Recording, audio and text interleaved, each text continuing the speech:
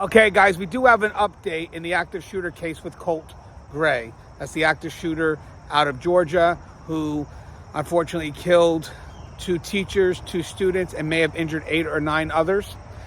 The update is that the mother may have received a text that said, "I am sorry, Mom," or something to that effect.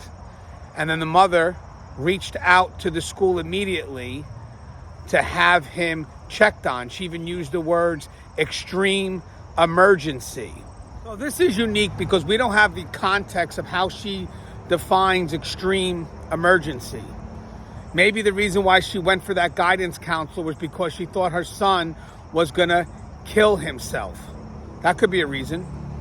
Or they do know that the son was bullied, and maybe this text, "I'm sorry, Mom," could relate to a dialogue that her and her son already had.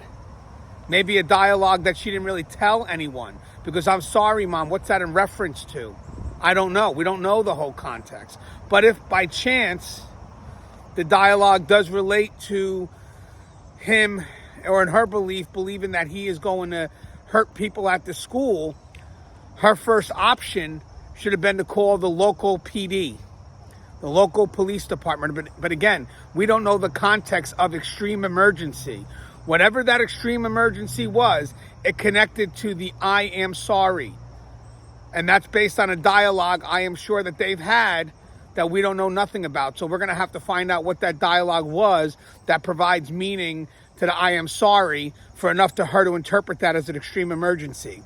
But I will say this, if by chance she had an inkling that he was going to act out in rage against the school for just being bullied from schools from the past, from, whatever he's dealing with in that school the last couple of days, because he may just have generalized animosity for teachers and students because of how he's been treated.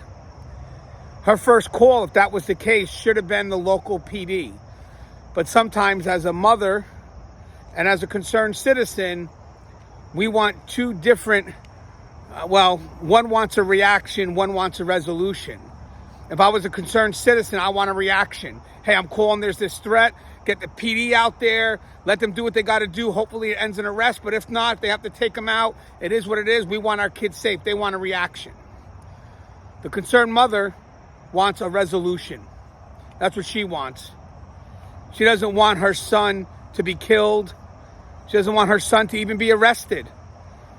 Maybe she's hoping that they can get ahead of it before all this other consequences can come into play. Maybe that's why she hopped in the car in the hopes that she could prevent any entanglement with the criminal justice system.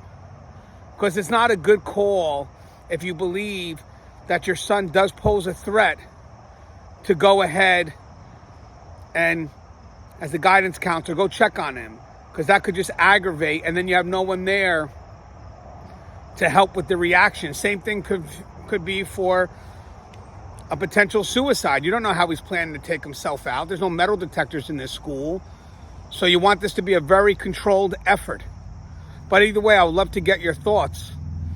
Maybe there's a greater meaning to the "I am sorry," that emergency, that extreme emergency that we don't know about, which could be based on dialogues that they've had, that all of a sudden, when he goes to school that day and texts his mom, "I am sorry," she already knows what that means.